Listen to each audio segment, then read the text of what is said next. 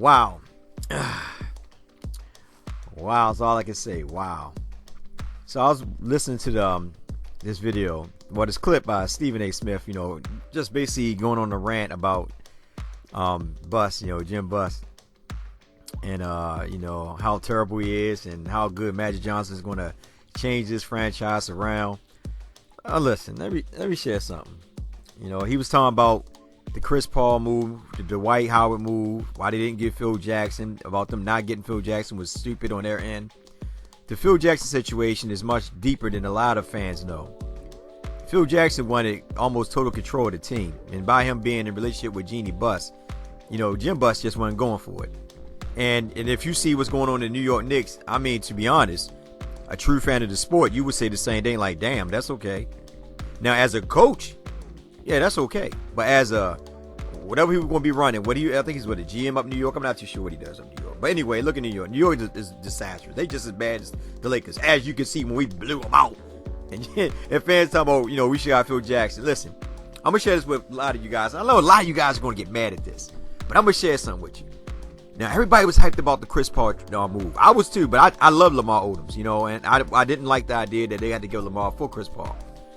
Now, that being said, Kobe and Chris Paul would not have meshed. I'm sorry. I know y'all probably got upset with me, and then y'all probably like, hold up, Urban. Let me share something with you. Kobe is one of them guys that need the ball. He's one of them ball-dominant players. He got to bring the ball down. Chris Paul is ball-dominant too. He's a point guard. One of the last and rare true point guards in this league. Him and Kobe would have bumped heads. I'm telling you guys right now, they would have bumped heads because at the end of the day, Chris Paul, we wanting the ball to bring it down to some of the players. Kobe want the ball. It's the same thing that happened last year when we had D'Angelo Russell and all them. Kobe needed the ball 75% of the time when he was on that court. Everything ran through Kobe. If you go back, matter of fact, I'm going to find a video. I'm going to find this article. I hope I can find it. When D'Antoni came here. The whole point of getting Steve Nash was for Steve Nash to run the floor like they did back in Phoenix. Kobe, it didn't work out because Kobe needed the ball, so they made Steve Nash a shooting guard. That's why Steve Nash fell off. His everything fell off. Then he wound up getting injuries. But before that, he fell off because he was actually playing behind Kobe. Set him, running the floor like the floor general he's supposed to be as a point guard. They had him playing as a shooting guard. Basically, Kobe bring the ball down. He spot up shots, shoot the three, whatever it may be. Kobe had the ball majority of the time. Mike D'Antoni had to change his whole offense around in order to benefit Kobe. Everybody got on Mike D'Antoni, talked bad about him. Oh, look at D'Antoni, look at this or that. Okay, D'Antoni wound up leaving, whatever. Right? Okay. Dwight Howard, he wanted Phil Jackson. All right. They didn't get Phil, they got Mike D'Antoni. Mike D'Antoni didn't like Dwight Howard because Dwight Howard just, I don't know, he just won the player that he wanted. I don't know what went on, but that, they had a bad relationship in LA. And then Mike D'Antoni, as of this year, goes to Houston. And I'm going to share something with you guys. All you guys that sit there and ridicule Mike D'Antoni back in the days, and I like Mike D'Antoni. Yeah, he had no defense, but offense, I'm telling you right now, and y'all can get mad with me. I like Luke Walton, but I'm telling you, if Mike D'Antoni was here, I bet you your boy D'Angelo Russell would be averaging, like I said, 18 points and probably like 8 or 9 assists or whatever. I bet you that offense be scoring like crazy. We probably went on defense like we got right now, but I bet y'all team be scoring much more. And a lot of your favorite players will be getting much more minutes and getting much more time. And a lot of people that actually coming off the bench getting all those minutes wouldn't be getting a lot of minutes. It's just the way it is. I know Luke Walton is young. He's experimenting with the players. And like I said before, he does a lot of rookie mistakes, and nobody wants to call him out. Stephen A. Smith said, Luke Walton was a good hire, which I do not deny. He said it was a good hire. Said that Luke Walton basically was a good pickup and everything, and it's not, the blame is not on Luke Walton. And everybody keeps saying this, besides Brozier and Calhoun. Cowherd, they the only two that really spoke about Luke Walton. Really was Brozar, whatever his name is. Brozar, he basically said that if Luke Walton stopped being, and he didn't say stubborn, but he used another word. I can't think of that term right now. But he said if Luke Walton would actually start paying attention to his rotation and his matchup, exactly what I've been saying. We could have won a lot more games. But everybody keep putting it on the player. Like Steve Smith said, we got some sorry players because they stink, and then we got some good players. At the end of the day, like I said before, the Lakers are not that bad. It's just they're badly coached. Simple as that. They're badly coached. And a lot of people do not want to see this because they're in denial and they're biased. They are badly coached. Lou Walton is a rookie coach. We put him on a high pedestal. We act like he's the savior, and this guy has not done anything. You got to keep in mind, this guy came from Golden State. Once I said before, he came from Golden State. They won 40-something games with a team that just won a championship that did not lose no players. He come to a team that were already stinking from last year, and then they thought that, we had a chance to make the playoff, which we still do. See, this is my problem. I'm trying to tell you guys this. Look what they did to the New York Knicks. What they did to the New York Knicks right there will let you know that we do not have a bad team. It's just poorly coached. And no one wants to point the finger at Lou Walton and his coaching staff and how badly they're poorly coaching the Lakers. Like I said, you tell me, listen, I can debate with any of you guys. And I'm not saying that I'm in love with the team and all that, because I call all them players out. I don't even care. I don't care if people downvote me. I call them all out when they don't do good. Same with the coaching staff. But you tell me, what team right now in the last 10 years have a starting five that does not average over 25 minutes a game? You tell me. Can't nobody in 25 minutes tell me, nobody in 25 minutes can have a good game every game in 25 minutes. Some players get hot sometimes, they get cold, they sit down. Listen, at the end of the day, like this. Put it like this, in the New York game, I think it was Walt Frazier. And whoever the analyst talking about, analyst for New York. If you heard him in the first quarter, when Julius Randle was killing, and he was doing his thing, he said Lou Walton took him out. And the guy said, I don't understand why he takes them out when they're hot. And I've been saying this, but everybody try to deny that Lou Walton is the right fit. And I'm not saying he's not the right fit. I'm just saying at the end of the day, he's being outcoached by good, experienced coaches. And it shows.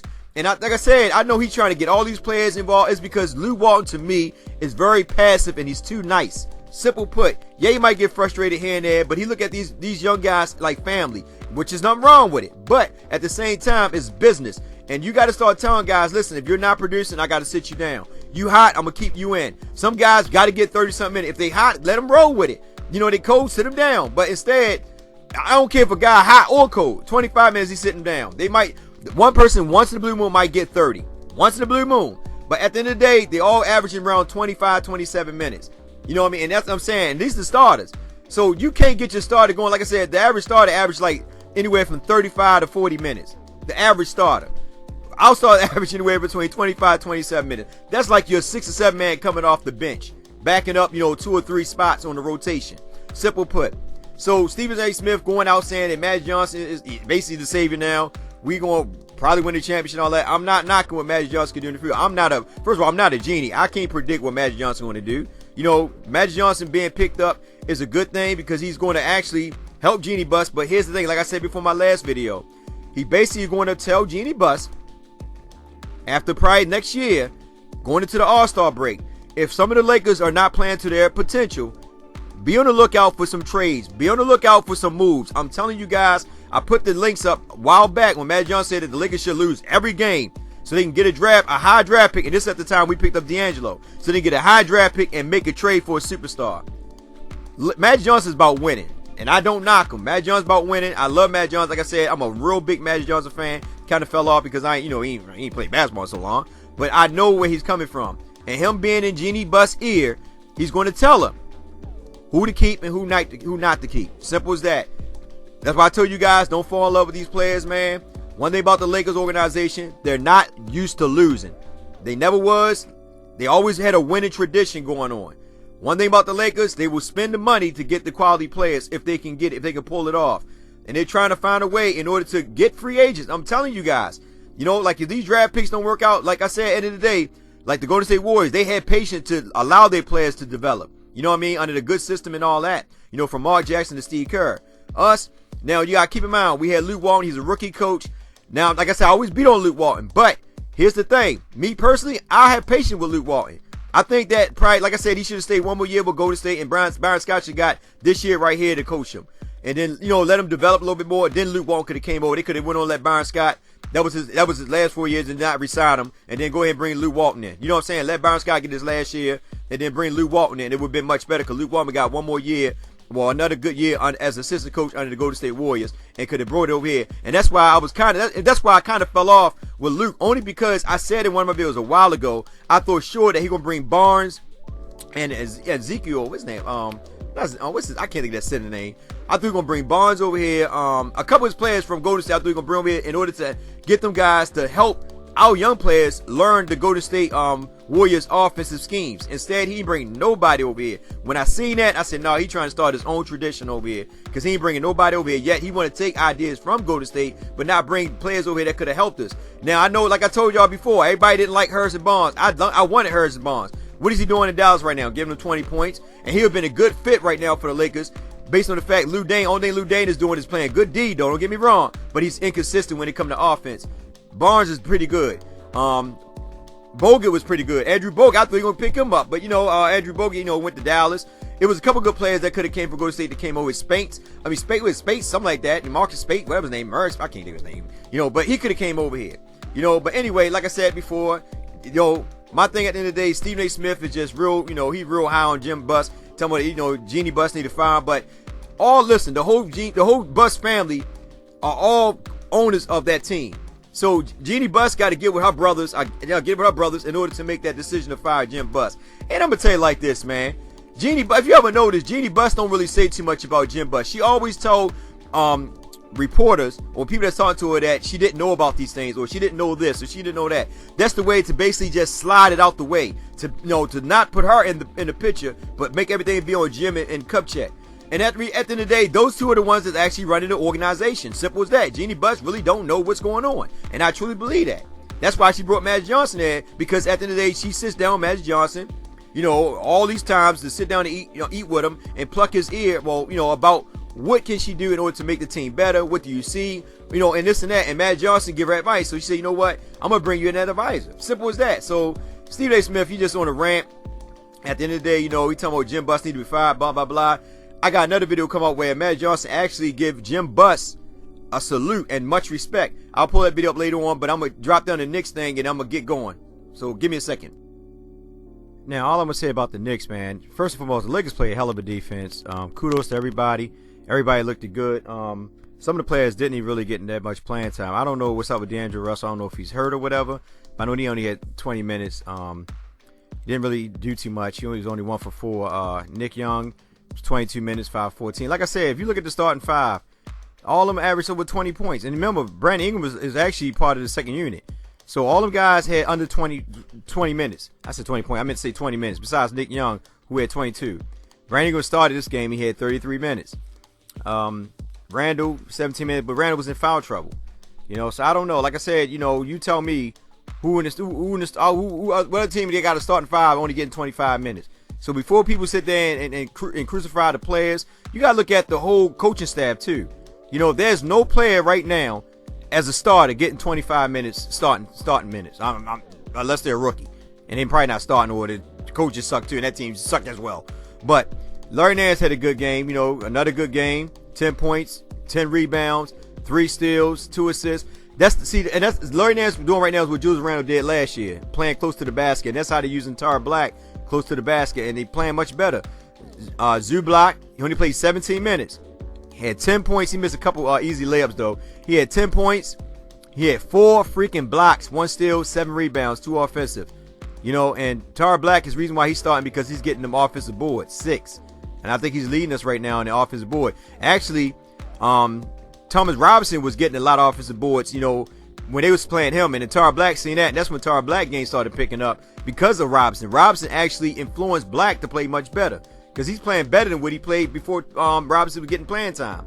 Miles didn't play. Lou Williams being Lou, Jordan Clarkson, all them guys. Like I said, all them guys had a pretty good game, man. They just spanked the Knicks, man. Knicks look bad. I'm just being honest, they look bad, and freaking Hornacek, man, he don't know what he's doing. I don't know why Phil Jackson made that move. You would think that he'll bring somebody in. I thought sure he gonna bring somebody to know the triangle offense, but instead he went with Hornacek. But it is what it is, man. I mean, the Lakers look good. They beat up on the Knicks like they're supposed to, and I respect that. Kudos to them guys, man. And plus, you hear about Magic, coming to the fold now. It's going to probably put another fire into their butt, because they look, okay, Magic here, shucks, we might get traded. And I'm just being honest with you guys. Like I said in the day, that's why I say, like Larry Nance and Jordan Clarkson are my favorite players, but I don't have no love for them. Simple as that. I mean, Got to go with the team. If they decide to make these moves, that's if they do it. I'm just hoping that the guys play much better. And like I said, at the end of the day, they got to start giving Luke. They got to start putting some of that blame on Luke too. They really do, because it's not just the players. It's the whole freaking team from the front office on down to the water boy. Let's be real. Don't just pick and choose your wars and your battles. Stephen A. Smith and all you other fake analysts and all that who just want to point fingers. Call all them guys out, man. At the end of the day, call them all out. This is a young team with a young coach. The young coach is inexperienced right now. Yeah, he might have a couple years on his resume as an assistant coach, but as a personal coach himself, as the coach, nah, he's still a rookie. So we got to bear with all of them. Like I said, but you got to critique everybody, not just the players, but you got to critique Lou Walton as well with his time management, his bad rotation, starting players getting 25 minutes. He's doing exactly what Byron Scott did with the Lakers last year. But none of you guys are seeing this. Well, I can say none of y'all. Some of y'all are waking up and starting to see what I'm talking about. Because remember, Byron Scott was getting Russell 25 minutes towards the end of the season when he just let them all go out. If y'all didn't remember that, because Russell was averaging 25, 26 minutes. But then Byron Scott finally started playing him and Julius and all them towards the end. But I guess y'all guys didn't see that. But anyway, it's your man Urban Lover. Like, share, and subscribe. I'm just hoping that the future is big for us. I like Magic Johnson. I like him coming on the fold. I just want him to hopefully be patient with these players and let things play out. Wait till at least next year All-Star break to see what we're gonna do then. But don't be so quick to tell Genie go ahead and trade him trade him this year. I just want him to at least give him one good year. And then next year, hopefully around the All-Star break, then we start making decisions, because that's 3 years. 3 years can really tell you where you at. But then again, it also is based on how many minutes these guys are getting to play, taking them out. And some of these guys can be frustrated, but it is what it is. Look, you guys take care. You have a blessed day. And most of all, in this crazy, crazy world, be safe out there.